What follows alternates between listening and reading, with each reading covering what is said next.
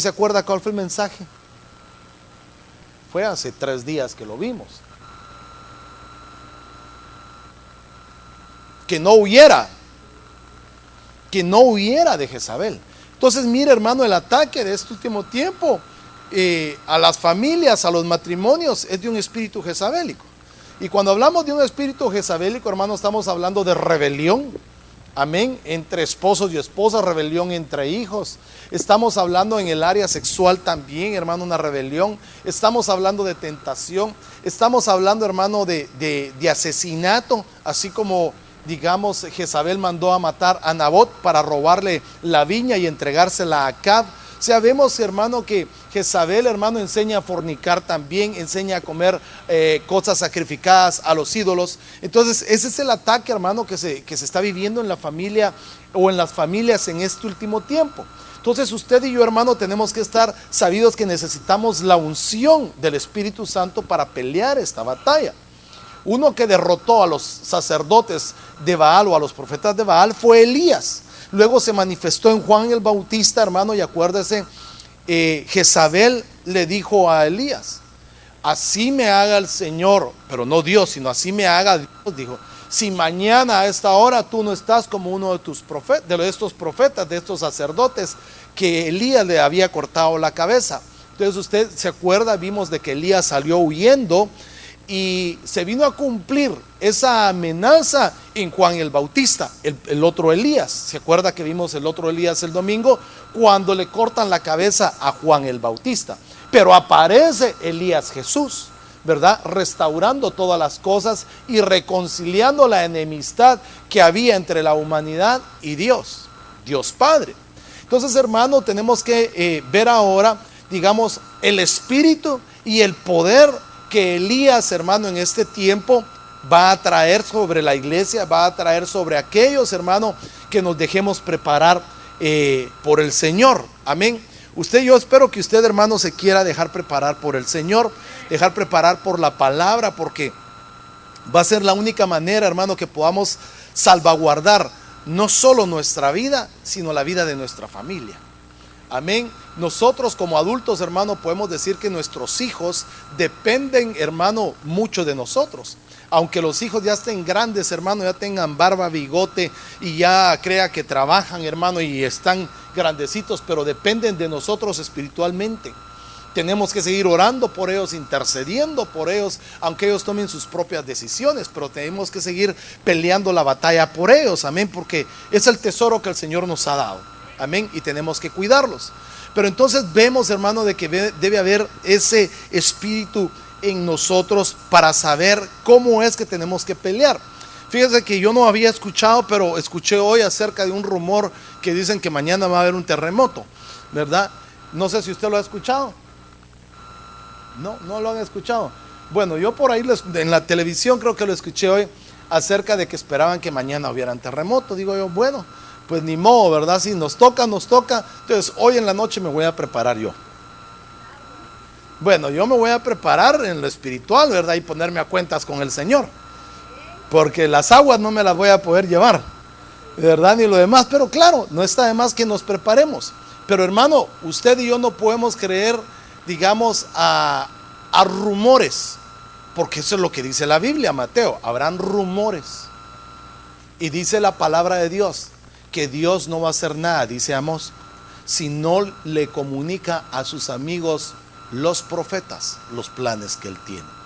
Entonces, si va a haber algo, el Señor lo va a comunicar y va a preparar a la iglesia. Amén. Así que usted no crea en rumores, ¿verdad? Sino creamos a la palabra de Dios, creamos a lo que el Señor dice. Pero de todos modos tenemos que estar preparados. Amén. Y tenemos que vivir hoy como que fuera el último día de nuestra vida. Así que a prepararnos delante del Señor. Entonces mire, Lucas capítulo 1 versículo 16 dice: y hará que muchos de los hijos de Israel vuelvan al Señor.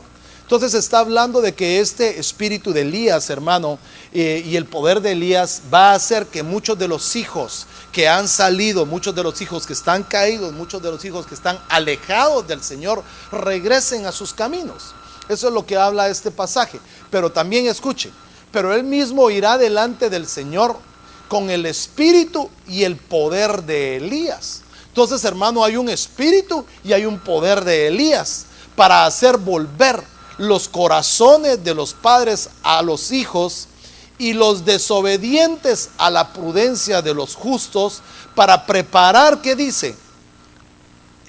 Al Señor un pueblo apercibido.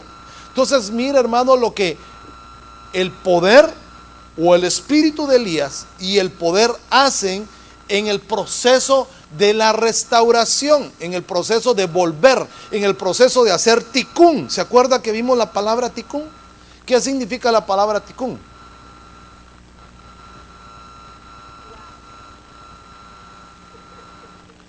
Preparar, gracias. Restaurar. Bueno, fíjese que, y eso que el mensaje fue hace 3 días, que tal hubiera sido hace un mes. No se acuerda que hablé ni de Elías, ¿verdad? Pero entonces quiere decir que este espíritu va a hacer volver, hermano, el corazón de los hijos y de los padres a una reconciliación. Pero no es, hermano, para vivir todos, hermano, y ya nos reconciliamos, sino escuche para qué es el motivo, hermano, de reconciliar a las familias. ¿Cuál es el motivo de reconciliar? Ahí dice Lucas. ¿Cuál es el motivo de reconciliar y de traer esa paz y esa, hermano, armonía nuevamente a los hogares? Ahí dice, mire, para preparar, ¿qué dice? Un pueblo. Entonces quiere decir que no solo es para estar en armonía, sino estar en paz y que el corazón de los padres vuelvan hacia los hijos y los hijos hacia los padres. Y escuche, y los desobedientes a la prudencia, es para preparar a un pueblo que esté apercibido para la venida del Señor. Entonces, hermanos, si usted y yo no ponemos atención a esto y no preparamos nuestro camino, apercibido es estar alerta, estar atento. Entonces el pueblo de Dios que se está preparando bajo esa unción del Espíritu Santo manifestado en el poder del Espíritu de Elías, y el poder de Elías, hermano, es para preparar a un pueblo. Entonces, si usted y yo, hermano, no tomamos en serio la preparación de la iglesia, hermano, créame que podemos correr un riesgo de quedar, hermano, en el camino, de quedar botados en el camino y quedarnos, hermano, eso sí, para ver un gran terremoto.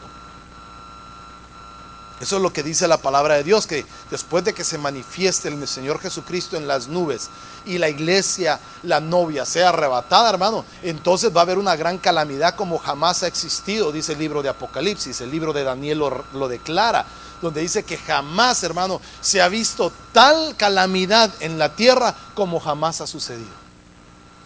Hoy, hermano, en día estamos viendo en la India, hermano, usted sabe calores de cuántos se han estado dando ahí. Ya ha estado muriendo mucha gente, de 122 a 125 grados, y la gente se está muriendo literalmente. Ahora, ya se imagina usted, hermano, en la gran tribulación, cuando el sol comience a calentar más y que la gente esté maldiciendo, dice, porque maldecirán a Dios.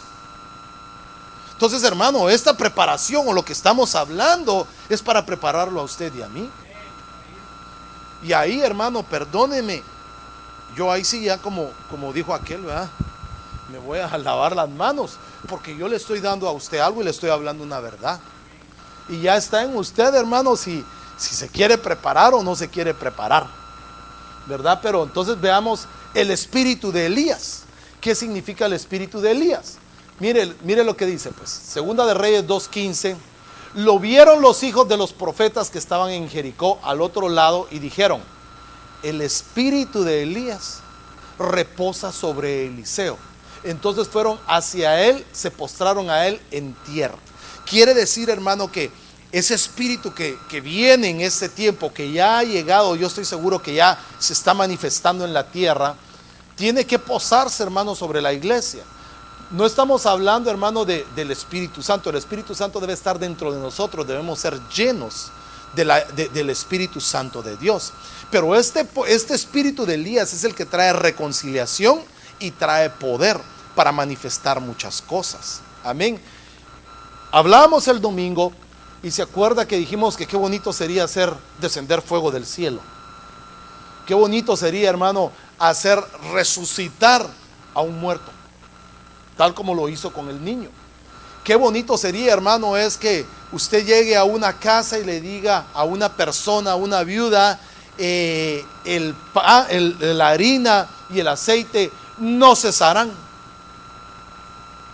Y qué bonito, hermano, el poder de poder llegar a decir: por el poder de mi boca no lloverá. Eso, hermano, eso es lo que hacía Elías. Eso es lo que hacía Elías, y hermano, y aún así fue arrebatado, aún así fue traspuesto, ¿verdad?, a otra dimensión. Pero entonces vemos de que el espíritu de Elías, antes de ser llevado, hermano, fue dejado sobre otro hombre, sobre otro profeta. ¿Se acuerda que cuando Elías, hermano, se salió corriendo, fue huyendo? ¿Qué fue lo que el mensaje que el Señor le llevó después? Le dijo: ve y unge a rey, a este por rey, y unge a Eliseo como profeta en lugar tuyo, por haber huido. ¿Se acuerda que lo hablamos, verdad? Entonces vemos, hermano, que antes de irse, dice que el espíritu de Elías posó sobre Eliseo, el profeta que quedó en lugar de él. Entonces vemos ahora que él irá delante de él en el espíritu y poder de Elías para hacer, para manifestar, para hacer cosas grandes. Es lo que la iglesia de este tiempo necesitamos hacer: cosas grandes, cosas poderosas.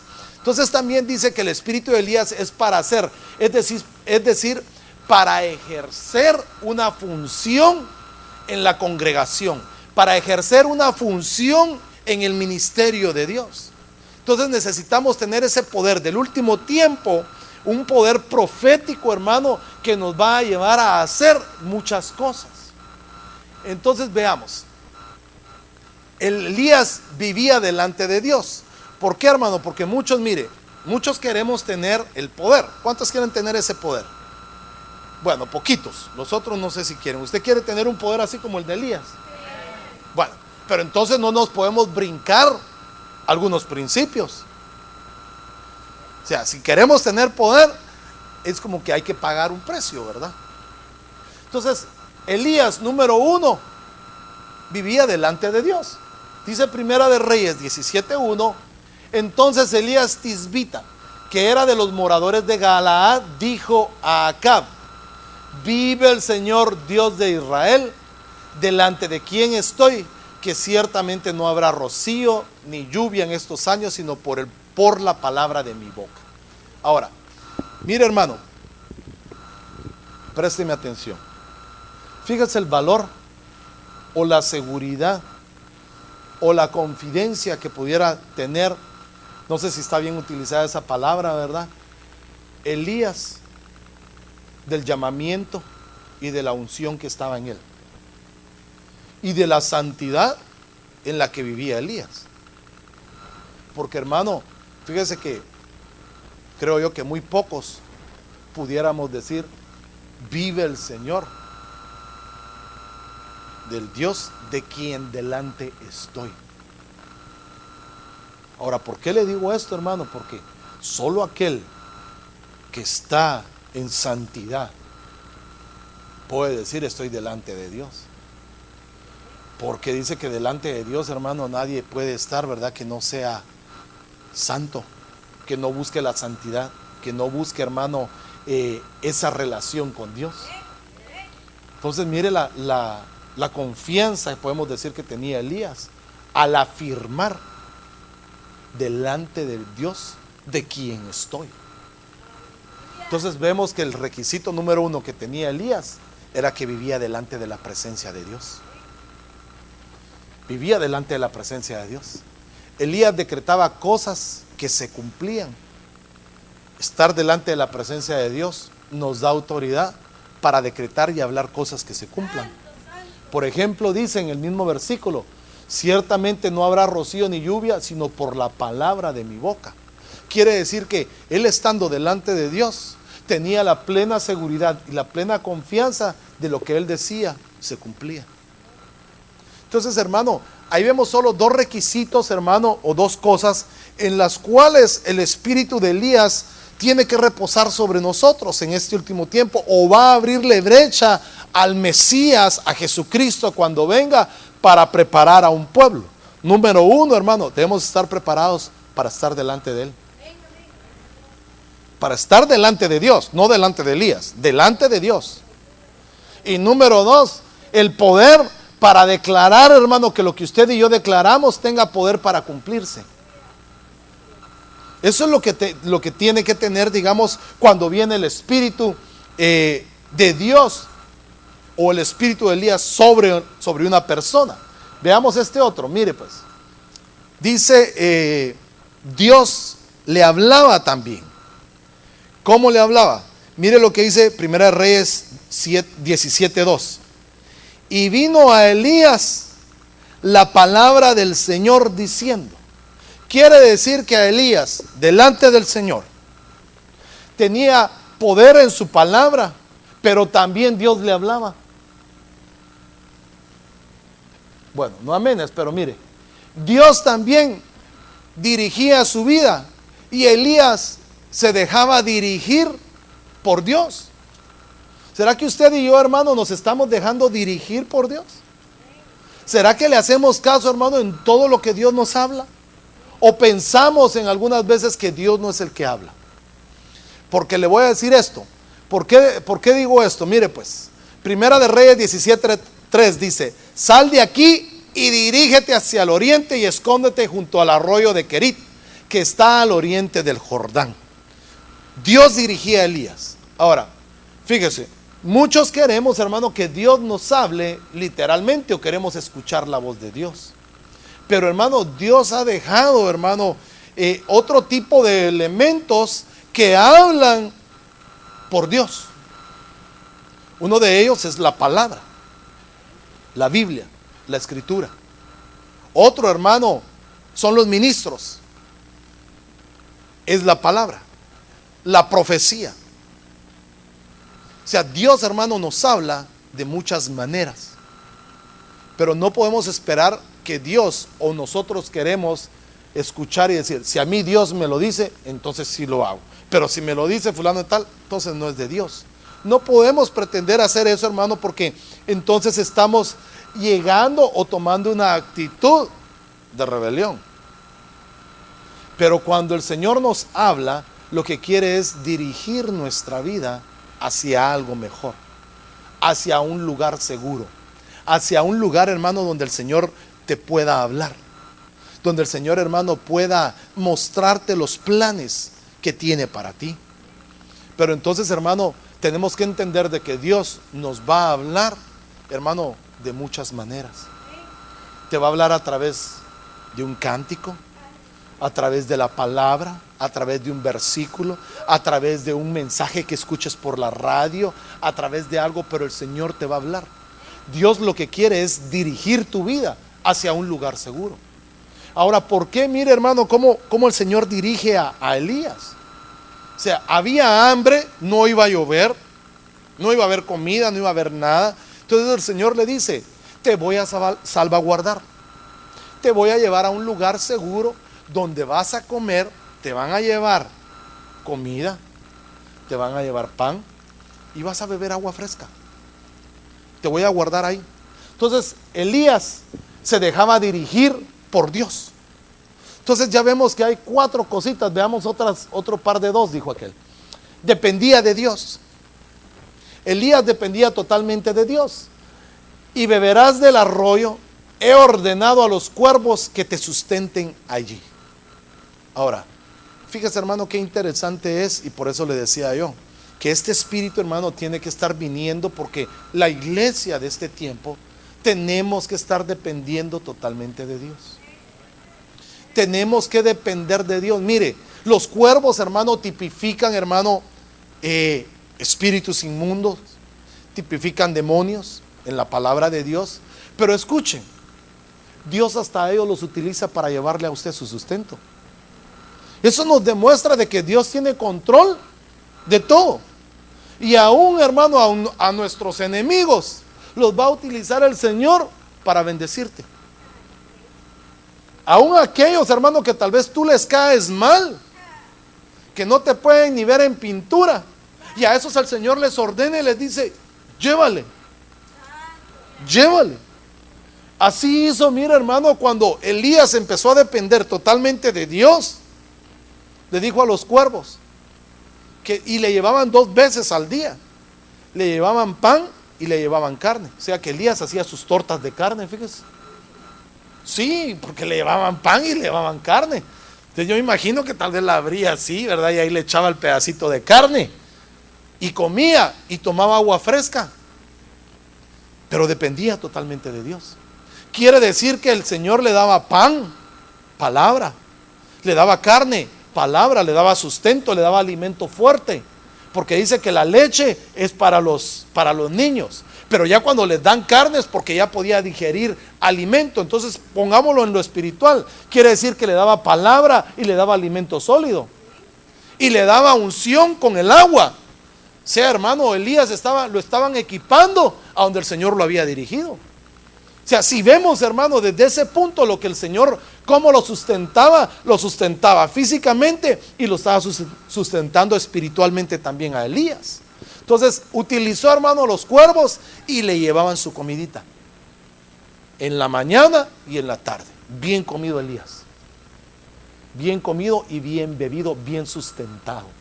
La iglesia de este tiempo, hermano, tenemos que sustentarnos en la palabra de Dios, en el agua de su espíritu, en el pan de su palabra, en la carne de su palabra, hermano. Tenemos que ser sustentados, porque van a haber momentos, hermano, en que va a venir la duda a tu vida.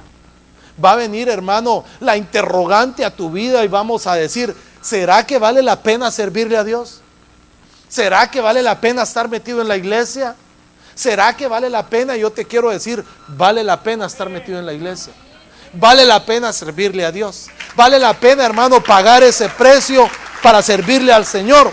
Porque eso, escúchame, eso es lo que te va a salvaguardar en este tiempo. En este tiempo, te digo, mi hermano, que van a haber momentos, hermano, en que tal vez puedas flaquear y decir, no me alcanza. No tengo para pagar.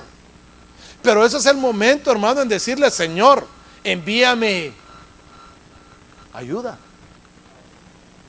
Pero también te lo digo, no te olvides que cuando te llegue la ayuda, te olvides quién te mandó la ayuda. Porque hay quienes, hermano, escúcheme, le pidieron ayuda al Señor, le llegó la ayuda, y cuando llegó la ayuda, ni los hemos visto, ¿verdad? Desaparecidos. Entonces, hermano, debemos de ser equilibrados. Bueno, veamos otro. Hacía las cosas conforme a la palabra de Dios. No hacía nada que fuera pensamiento de él.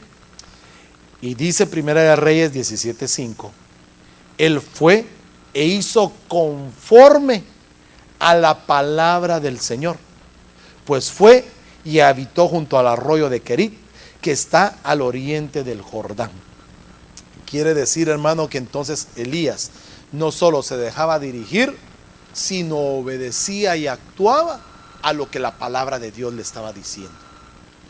Otro ejemplo entonces ahí, hermanos, es que usted y yo no solo debemos ser oidores de la palabra, sino también hacedores de la palabra. Hemos estado hablando, hermano, con los hermanos del nivel 1 ya por algunas semanas acerca de los 31 reyes y de las 31 áreas del alma. Y yo les decía a los hermanos que la manera, hermano, de poder entender cada una de estas áreas es que si usted y yo las aprendemos y las conocemos y las ponemos por obra en nuestras vidas. Porque no vamos a poder explicar algo, no vamos a poder enseñar algo si usted y yo primero no las entendemos y no las ponemos por obra. Entonces Elías no solo escuchó la palabra de Dios, se dejó dirigir, sino dijo, entonces me voy al arroyo de Querit y ahí me voy a quedar y voy a esperar nuevas instrucciones. Entonces, para poder optar a hacer lo que Elías hacía, usted y yo, hermano, debemos de por lo menos dejarnos dirigir por Dios, dejarnos hablar por Dios, dejarnos, hermano, ser obedientes y buscar, hermano, santidad, buscar, hermano, oración, buscar para poder decir, estamos delante de la presencia de Dios. Entonces, hermano, de esa manera vamos a hacer, hermano, que venga ese espíritu de Elías o el poder de Dios sobre nuestras vidas, en las cosas que Elías está manifestando en el espíritu de él. Ahora, ¿qué era lo que él hacía? Se habla, hermano, del poder, se habla del aspecto, hermano, de descender fuego, pero primero se manifiesta el espíritu de Elías. O sea, siempre tenemos que buscar primero algo antes de recibir lo que estamos anhelando. Si no, hermano, buscamos primero estar delante de Dios, ser obedientes, dirigirnos por Dios y, hermano, hacer lo que Dios nos manda. Hermano, escúcheme, no podemos pretender hacer bajar fuego del cielo. No podemos, hermano, pretender hacer milagros si primero no estamos bien delante de Dios, si primero no obedecemos. Entonces mire lo que Elías hizo. Él primero, hermano, hizo lo que el Señor le dijo, y después, hermano, empezó a hacer muchas cosas. Empezó a venir el poder de Dios sobre su vida. La iglesia de este tiempo, que está siendo visitada por el Espíritu de Dios, bajo, digamos, el espíritu de Elías, hermano, primero, para preparar la venida de nuestro Señor Jesucristo, necesita ser llena de poder. Necesita, hermano, hacer señales. Necesita, hermano, tener cosas extraordinarias que demuestren el poder de Dios. Fíjese que la oración de Elías a mí me impacta, hermano, porque la oración de Elías es: Señor, para que ellos conozcan quién es Elías, o para que conozcan quién es Dios, dijo Elías. Fíjese que Elías dijo: para que sepan que tú, Jehová, eres Dios. Y entonces, hermano, hizo lo que vimos, la restauración, hermano, del tabernáculo, la restauración del altar con las 12 tribus, hermano, hizo todo lo que vimos el domingo, y descendió fuego del cielo. Entonces, hermano, vemos que esto que estaba haciendo Elías no era, hermano, en favor de él, sino era para que se diera a conocer quién era Dios. El propósito de la iglesia de este tiempo es dar a conocer quién es la iglesia o quién es Dios. ¿Quién es Dios? ¿Y qué poder tiene Dios? Poder de restauración, hermano, poder de sanidad, poder de liberación. Eso es lo que tiene que mostrar la iglesia en este tiempo. No ver quién es la iglesia, quién es el pastor, qué edificio tienen, no, sino es quién es Dios. ¿Qué es lo que Dios ha hecho en nuestras vidas? Ese es el mensaje de este último tiempo. ¿Qué cosas Dios ha hecho por ti? Y eso es lo que debemos dar a entender, dar a conocer la misericordia de Dios en nuestras vidas. Eso es lo que va a cambiar, hermano, realmente la vida de las personas. Cuando demos a conocer realmente quién es Dios. El fuego y el poder de Elías, pero ¿vivimos delante de Dios como Él lo hacía o dependemos de Dios como Él lo hacía? Es algo, hermano, que usted y yo, si no lo estamos haciendo, tenemos que empezar a vivir bien delante de Dios. Tenemos que empezar, hermano, a romper todo estigmas y estereotipos, hermano, de excusas y todo, para poder vivir delante de Dios bien. No podemos, hermano, poner ninguna excusa para no vivir delante de Dios bien. Tenemos, hermano, perdóneme, la obligación como creyentes, como hijos de Dios, vivir bien delante de su presencia, para que Él, hermano, manifieste su poder a la iglesia de este tiempo. Bueno, avancemos. Veamos el poder de Elías. Ya voy a terminar. El poder de Elías. ¿Cuál era el poder de Elías? Mire el poder de Elías, lo que el Señor había hecho. Y dice la palabra en Primera de Reyes 18:36. Al llegar el momento del sacrificio de la tarde, el profeta Elías se acercó al altar. ¿Y qué hizo? Número 1, oró. Señor Dios de Abraham, de Isaac y de Jacob, ahora te pido que des una prueba de que tú eres el Dios de Israel y de que yo soy tu siervo. Muéstrales que tú me ordenaste que hiciera todo esto. ¿Qué era lo que había hecho Elías primero? Reconstruir el altar. ¿Pero qué había hecho Elías? Vivir bien delante de Dios, obedecer a Dios, ser dirigido por Dios, depender de Dios, para luego ¿qué? Mostrar el poder de Dios. Entonces mire, no podemos mostrar el poder si antes no vivimos bien. ¿Verdad? Amén. Bueno, entonces muéstrales que tú me ordenaste que hiciera todo esto. Elías no tomó su propia decisión, sino dijo, muéstrales que tú me dijiste que yo hiciera esto. Señor, atiende mi oración, muestra a la gente que tú, Señor, eres Dios. Así la gente sabrá que tú los estás haciendo volver a ti. Fíjese lo que debe ser. La iglesia de este tiempo, hermano, no es de una iglesia poderosa, sino el poderoso es Dios.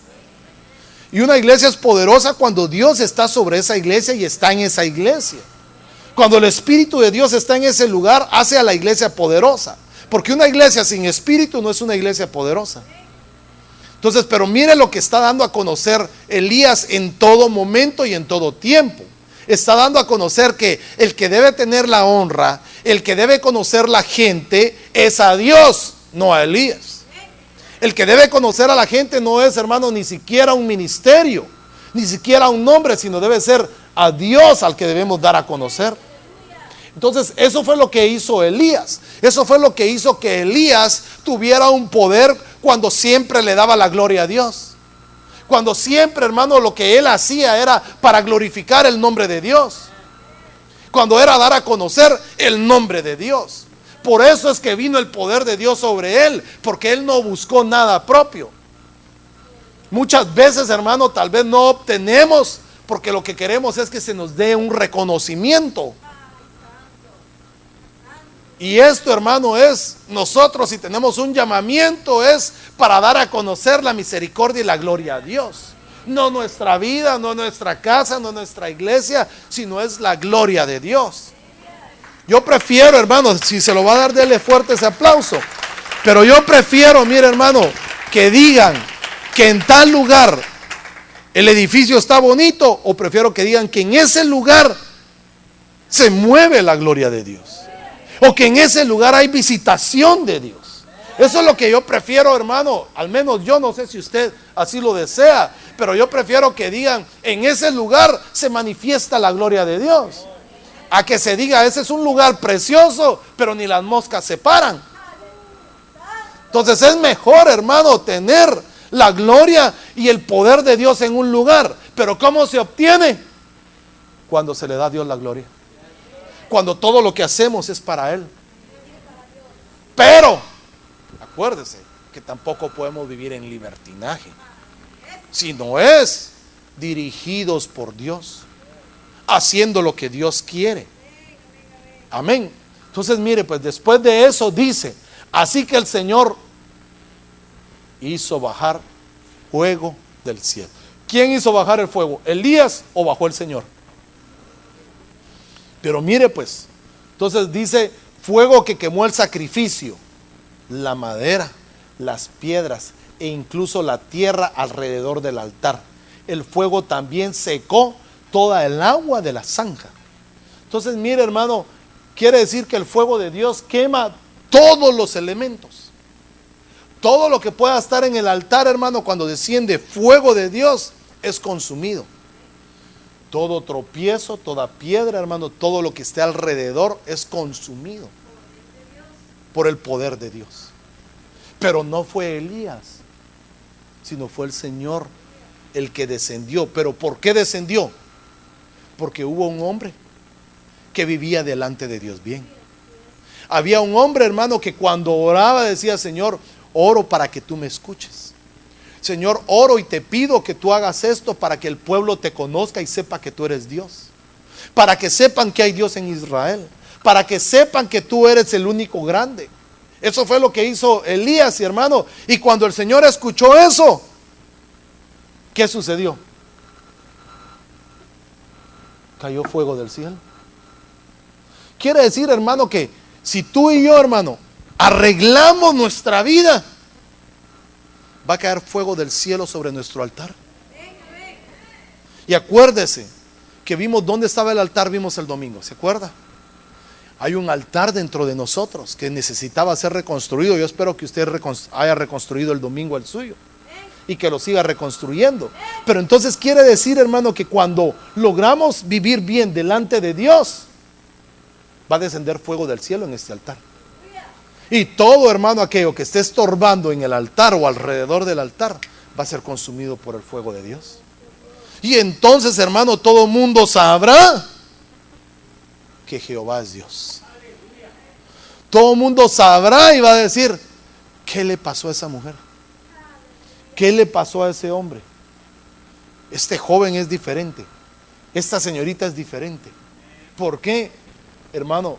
Porque han aprendido o hemos aprendido a vivir bien delante de Dios. Bueno, veamos pues. Me quedan poquito tiempo. ¿Cómo se manifiesta en este tiempo?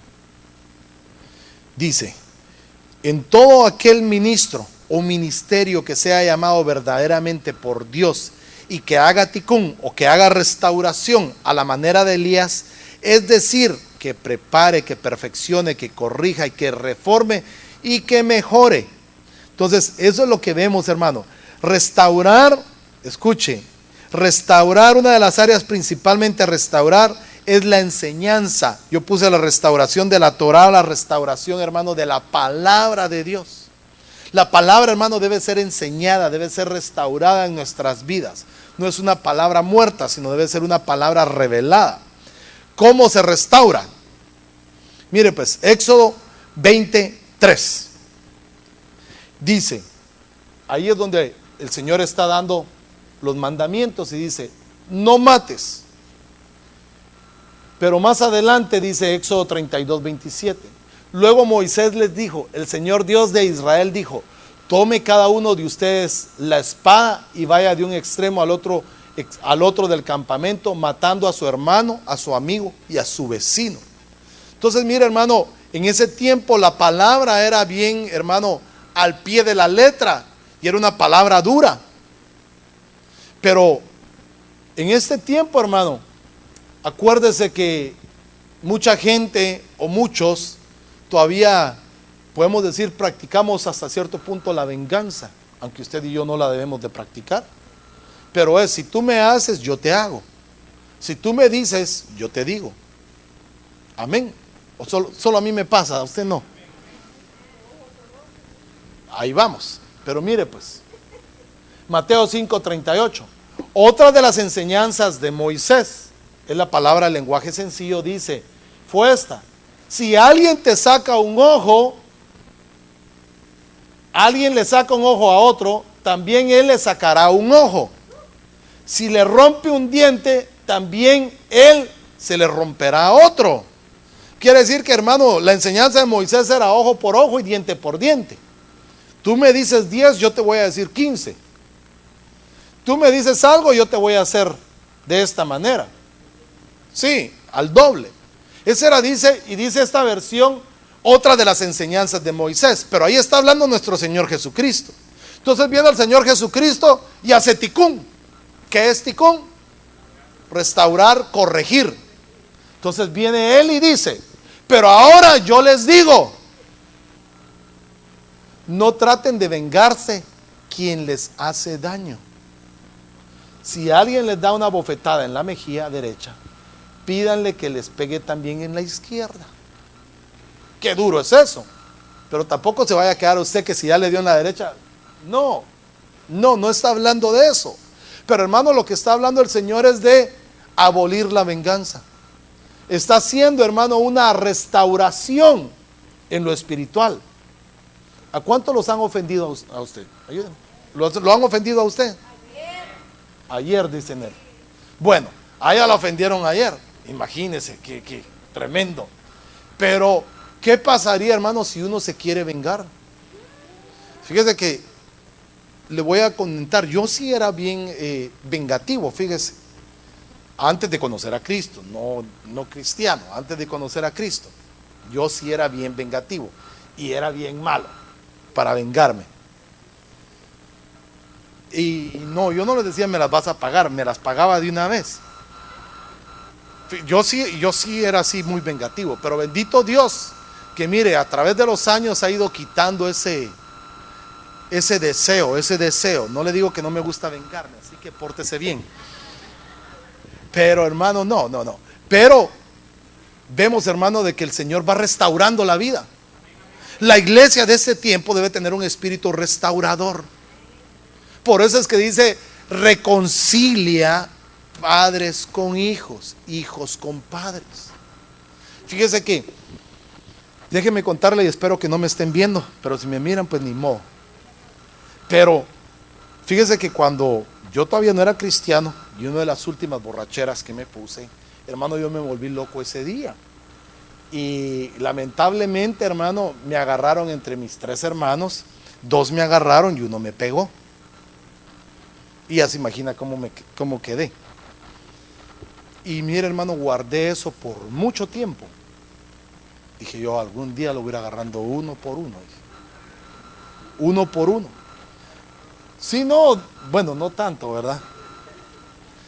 Pero hermano, hasta que fue más o menos lo que yo había hablado. Uno por uno. Y hermano, hasta la fecha digo yo, qué tremendo. Porque guardar ese rencor, guardar eso en el corazón, hermano, lo mata a uno. Lo mata a uno, lo amarga a uno. Lo va carcomiendo a uno por dentro. ¿Sabe por qué le digo? Porque ese era mi pensamiento. Viendo en qué oportunidad, hermano, estaba ahí. Viendo en qué manera se descuidaba, viendo de qué manera hacía uno daño. ¿Por qué? Porque había algo dentro de uno que lo hacía, hermano, actuar de esa manera. Pero entonces viene el Señor y nos dice: hagan ticún, restauren, corrijan, cambien, para que pueda venir la bendición sobre sus vidas. Entonces la iglesia de este tiempo necesita corregir, necesita restaurar y olvidarnos de la venganza. Fíjese que conozco algunos casos en los que ha habido infidelidad en el matrimonio. Y la persona que ha sido infiel, hermano, se arrepiente, pide perdón. Pero cuando hay un espíritu de venganza en la otra persona, busca, hermano, pagarle con la misma moneda para que sienta y aprenda lo que se siente. Pero realmente lo único que está haciendo es denigrarse y hacerse más daño. Entonces, hay iglesia, hermano, que todavía tal vez ha sido infiel espiritualmente, y hay un acusador esperando para vengarse. Pero la iglesia tiene que ser, hermano, perdóneme, restauradora. Imagínese que Dios nos tomara en cuenta nuestras infidelidades. Por eso fue que el Dios le dio la espalda al pueblo de Israel, porque le fue infiel. Porque se volvió tras otros dioses, se volvió tras ídolos, se mezcló, hermano, con otras costumbres, entregó a sus niños, ¿se acuerda? Entregó a sus niños a Moloc, que fueran quemados, dejó que les abrieran los vientres a las mujeres, contaminaron sus generaciones. Por eso Dios se volvió, hermano, se enojó en contra de ellos. Por eso es que usted y yo, hermano, debemos de procurar la restauración en nuestras vidas. Porque si Dios, hermano, hasta ahorita no hemos sido consumidos, es por la misericordia de Él, que nos está dando oportunidad a recibir un ticún y hacer un ticún con otras personas. Porque si Dios, hermano, nos ha perdonado, la oración del Padre nuestro es: perdónanos, así como nosotros perdonamos a los que nos ofenden. Entonces, hermano, debe haber ese espíritu de restauración en este tiempo, y eso es lo que va a traer el poder sobre una iglesia, el poder sobre tu casa, sobre tu matrimonio. Puede ser, hermano, que hay matrimonios que están separados o peleados, pueden estar viviendo en el mismo techo, pero están separados. Bueno, no sé si camas separadas, ¿verdad? Pero pueden estar separados, viviendo en un techo, hermano, pero ni siquiera se saludan. El saludo en la mañana es: amaneciste. No, amaneciste viva, fue eso, vivo, dicen. ¿Cómo amaneciste, verdad? Pues bien, no, amaneciste, pensé que no ibas a amanecer, diría otro, ¿ah? Pero hermano, es que hay cosas que cuando están en el corazón amargan, hermano, en los matrimonios. Y entonces hay que hacer, hermano, restauración. Hay que aprender a perdonar, hay que aprender a restaurar, porque solo de esa manera va a venir el poder sobre tu vida, sobre la mía. Porque si hay cosas, escúcheme, en nuestro corazón o en nuestro altar desagradables a Dios, no pretendamos que vamos a hacer, hermano, descender fuego del cielo. No vamos a poder hacer nada. ¿Por qué? Porque no estamos siguiendo primero, hermano, el espíritu de Elías. Lo que él hizo, ser dirigido, ser obediente, hermano, etcétera, etcétera. Sino nada más queremos el poder, pero no queremos pagar antes un precio.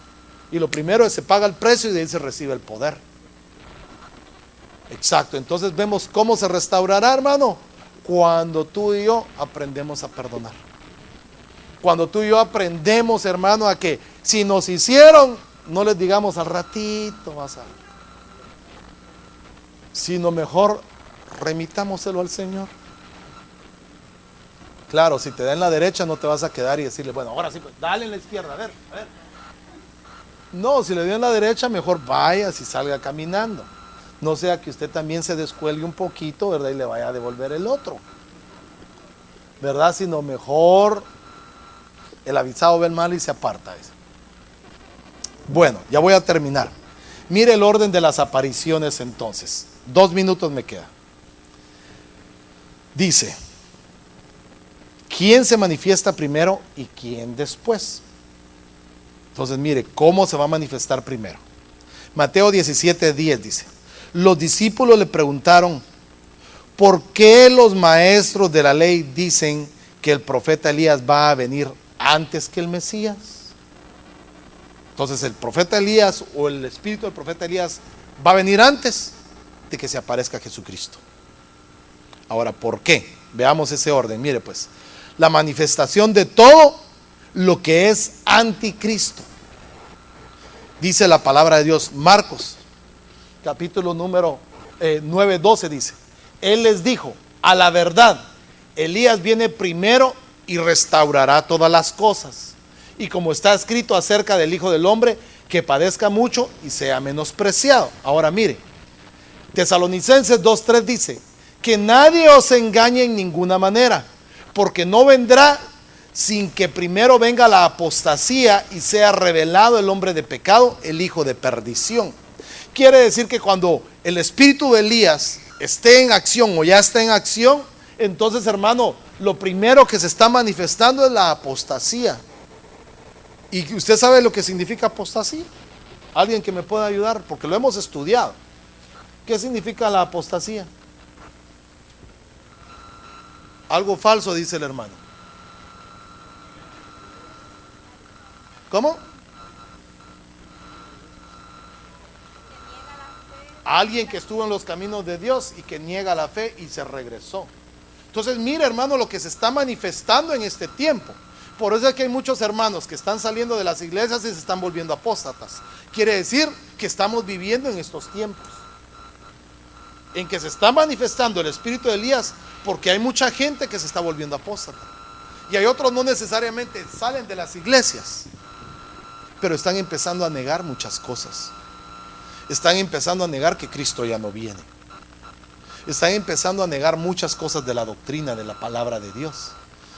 No sé quién sacó un artículo ahí que estaba leyendo yo de que un pastor en Atlanta, creo yo, en no sé dónde, con 4 hijos, sale del closet y pastor por mucho tiempo con una iglesia de miles de miembros. ya se está volviendo un apóstol. Quiere decir que se está manifestando esto en este tiempo ya. Amén. El cual se opone, escuche, y se exalta sobre todo lo que se llama Dios o es objeto de culto, de manera que se siente en el templo de Dios presentándose como si fuera Dios. ¿Acaso no estamos viendo esto? ¿No estamos viendo, hermano, que todo lo que se está oponiendo a Dios?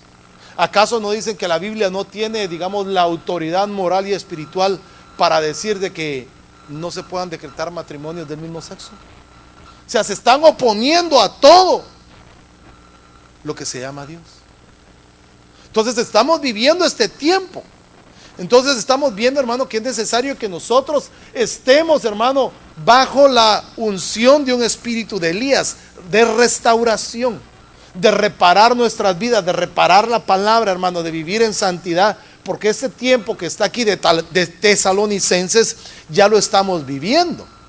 Entonces usted y yo necesitamos tener el poder, hermano, para poder resistir estos ataques, porque ese es el ataque del tiempo final, la apostasía. Amén. Va a querer hacernos volver atrás. La aparición de Jesús o el arrebatamiento. ¿Dónde lo vemos? Dice Tesalonicenses 4:16.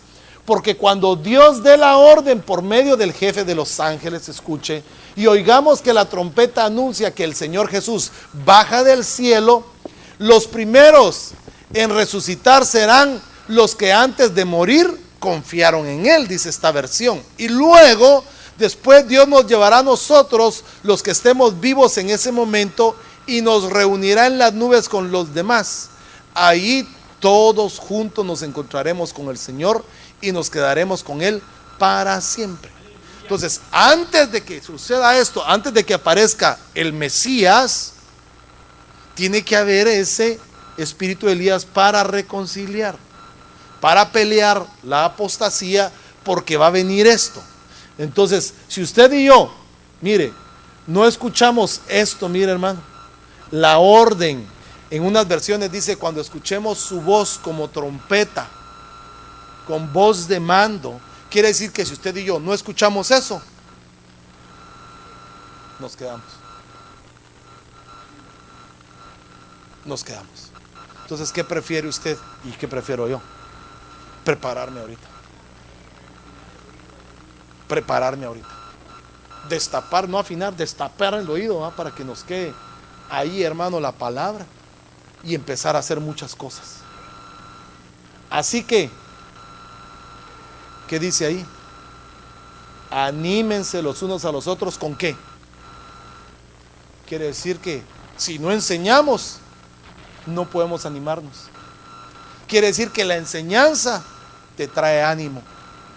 Una iglesia que no enseña es una iglesia sin ánimo, una iglesia que se va durmiendo. Ahora, por eso, hermano, es que tenemos que enseñar. Por eso es que usted tiene que asistir a los discipulados, tiene que asistir, hermano, para ser enseñado por la palabra. La palabra trae ánimo, la palabra trae consuelo, la palabra, hermano, trae dirección de parte de Dios. El plan de Dios, ya termino.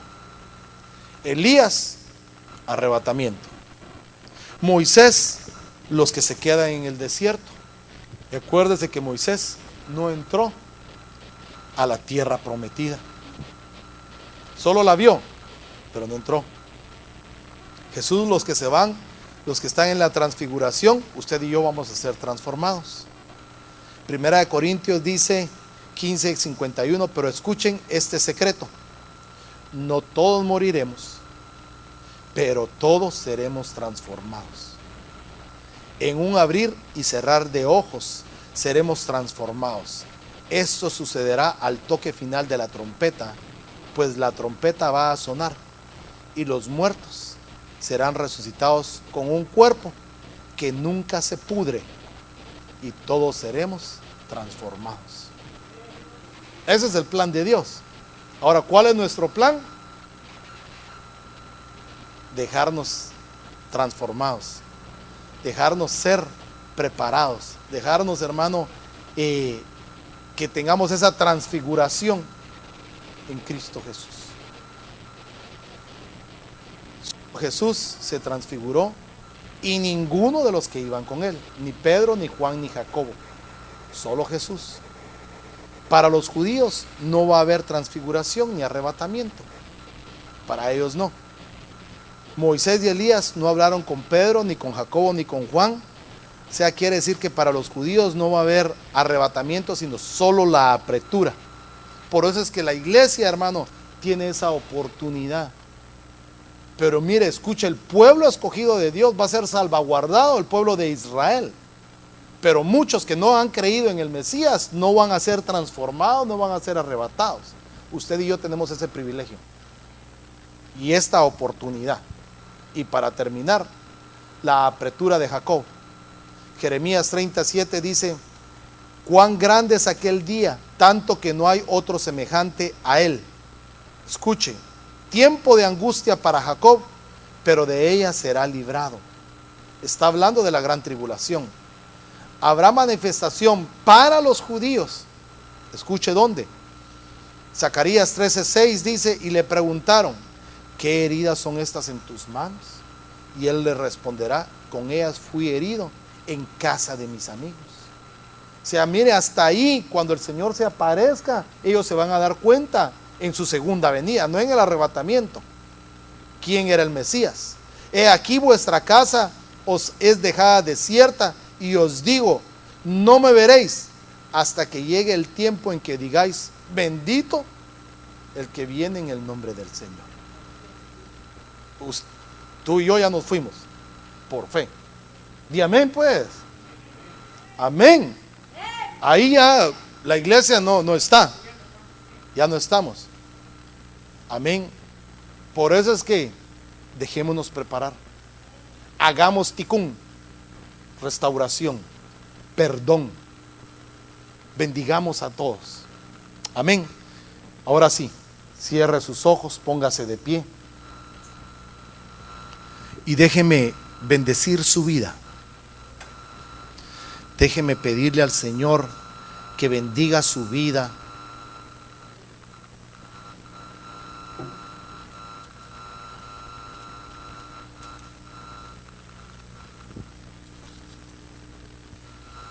Que bendiga su vida, mi hermano. Que bendiga su casa. Que bendiga a sus hijos, a sus padres, a sus hermanos.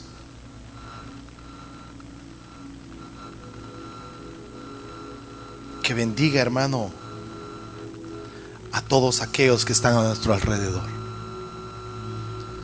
Y es un bonito momento, hermano. Yo creo que la palabra ha sido clara para que usted y yo hagamos un acto profético. Y solo déjeme ponerle esto en su corazón. Tal vez alguien le hizo o le ha hecho mucho daño. Tal vez en su matrimonio lo engañaron. Y guarda tal vez rencor o aún deseos de vengarse. Tal vez alguien lo ofendió. Tal vez alguien lo engañó y le robó. Tal vez alguien lo estafó. Jugó hasta con sus sentimientos. Se aprovechó de usted. Y ha estado en su corazón ese sentimiento y ese pensamiento. Y tal vez no lo ha dejado avanzar como Dios quiere que usted y yo avancemos. ¿Por qué no hacemos esto? Y si usted quiere venir aquí al altar y restauremos ese altar. Restauremos ese altar primeramente con el perdón, y que usted y yo delante de Dios podamos perdonar a aquella persona, aquel hombre, aquella mujer, aquel familiar, aquel amigo que le confiaste y que te defraudó. A lo mejor un ministro que tú hablaste con él y él contó las cosas y te defraudó. Tal vez te decepcionó. Tal vez te maldijo. Tal vez te dijo que nunca ibas a prosperar, nunca ibas a salir adelante. Y tal vez eso ha estado en tu subconsciente, deteniéndote. Pero hoy vamos a hacer ticún. Vamos a restaurar, vamos a perdonar. Vamos a pedirle al Señor que nos perdone. Vamos a pedirle al Señor que perdone a esa persona. Levanta tus manos ahí y abre tu boca y dile: Señor, ayúdame a perdonar, Señor. Ayúdame a perdonar a aquel que me ofendió, aquel que me defraudó, aquella persona que me engañó, aquella persona que se aprovechó de mí. Tal vez tú te entregaste a alguien que solo te utilizó. Pero hoy dile: Señor, yo lo perdono. Yo lo perdono. Yo perdono a esa persona. Di su nombre ahí calladito, para que sea restaurada tu vida, para que el Señor nos pueda perdonar. Así como tú perdonas, Señor, mis deudas, así como tú perdonas mis iniquidades, mis maldades, Señor, de la misma manera yo perdono a aquella persona, aquel hermano, aquella hermana que se aprovechó, Señor. En el nombre de Jesús, yo bendigo, Señor, la vida de mis hermanos, la vida de mis hermanas, Señor. Que sean enjuagadas, Señor, enjugadas sus lágrimas. Que sean restaurados sus corazones que han sido heridos, que han sido lastimados. Su alma, Señor, que haya sido lastimada, su espíritu, que sea restaurado, Señor. Que venga ese poder y ese espíritu, Señor, sobre nuestras vidas, para poder traer restauración a nuestro hogar. Señor, que vuelva el corazón de los padres hacia los hijos. No importa cuánto te haya hecho tu hijo, si te ha ofendido, si te ha defraudado, perdónalo. Porque acuérdate que tú también fuiste hijo, y más de alguna vez defraudaste a tus padres. Pero hoy el Señor te da la oportunidad de restaurar esa relación. En el nombre de Jesús bendecimos este lugar, bendecimos la vida, los hogares de mis hermanos. Bendecimos a mis hermanos que nos miran a través del internet, en Álamo, en Emerville, en Stockton, en Antioch, en San Francisco, en Los Ángeles, en Santa Ana, en Reno, Nevada, en México DF, Señor. Aquellos que nos ven, Señor, a través de la pantalla, sea restaurada, sea ticún en sus vidas. En el nombre de Jesús, hasta donde nos vean, enviamos esa palabra de restauración, Señor. Palabra de sanidad en el nombre de Jesús. Y que podamos ser libres de ese espíritu de venganza, de esa raíz de amargura. En el nombre de Jesús te lo pedimos, Padre. Te lo agradecemos, Señor. Te pido también por Zuleima Rodríguez, Señor, por sanidad en su piel. En el nombre de Jesús. Te pido también por la vida de Salem, Señor. Que tú la bendigas, Señor, en esta etapa en la cual termina su carrera, Señor. Y que se le abran puertas también. En el nombre de Jesús. Te pedimos por la vida de hermano Jorge, Señor. Sea restaurado Jorge Román su vida. Te lo suplicamos en el nombre de Jesús. por todos aquellos que están padeciendo enfermedades. Declaramos una palabra de sanidad, Señor, en sus vidas. Una palabra de sanidad en el nombre de Jesús. Se ha restaurado su cuerpo, se ha restaurado su alma, se ha restaurado su espíritu. En el nombre de Jesús te lo pedimos y te lo agradecemos, Señor. Gracias te damos, Señor.